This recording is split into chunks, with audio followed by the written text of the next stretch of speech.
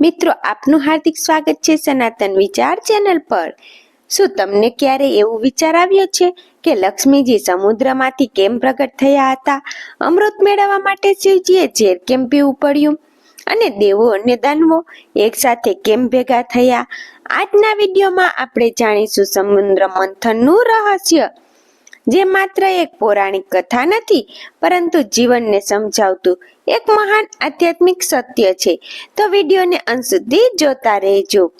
પુરાણોમાં કહેવામાં આવે છે કે એક સમય એવો આવ્યો જ્યારે દેવતાઓ પોતાની શક્તિ ગુમાવી બેઠા।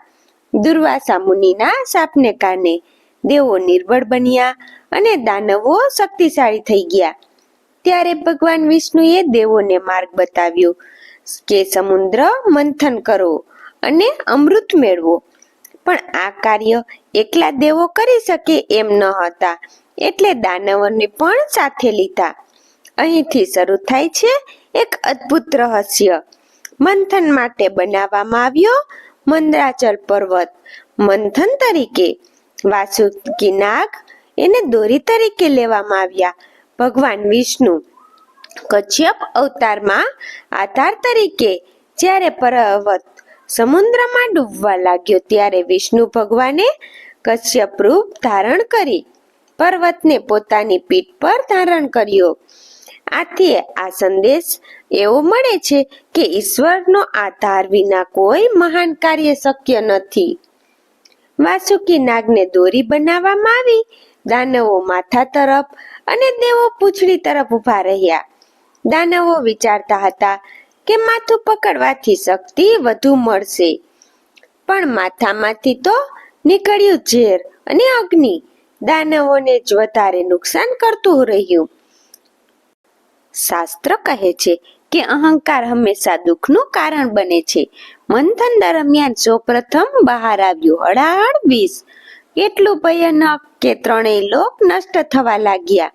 દેવો, દાનવો, ઋષિઓ બધા શરણ ગયા મહાદેવજીને। ત્યારે ભગવાન શિવે કોઈ વિચાર કર્યા વગર એ ઝેર પોતાના કંઠમાં ધારણ કર્યું, એટલે જ તેઓ કહેવાયા નીલકંઠ મહાદેવ। સાચો દેવ એ છે કે જે પોતે દુઃખ પીને જગતને બચાવે છે।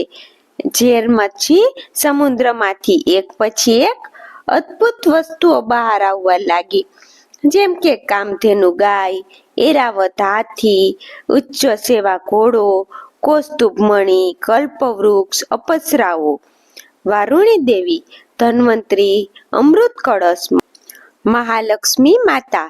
લક્ષ્મી માતાએ ભગવાન વિષ્ણુને પતિ તરીકે પસંદ કર્યા। આ કથા એ સંદેશ આપે છે કે સાચી સંપત્તિ સદ્ગુણો ધરાવનાર પાસે જ જાય છે। અમૃત મળતા જ દાનવો લાલચમાં આવી ગયા। ત્યારે ભગવાન વિષ્ણુએ મોહિની રૂપ ધારણ કર્યું। મોહિનીના સૌંદર્યમાં મોહિત થઈ દાનવો અમૃત ગુમાવી બેઠા અને દેવોને અમૃત મળ્યું।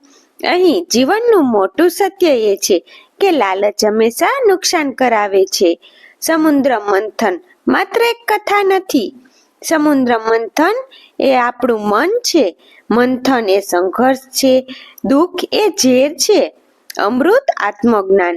જીવનમાં પહેલા ઝેર જેવા અનુભવો આવે છે, દુઃખ, અપમાન, સંઘર્ષ, પણ જો ધીરજ રાખીએ અને ઈશ્વર પર વિશ્વાસ રાખીએ તો અંતે અમૃત જ મળે છે।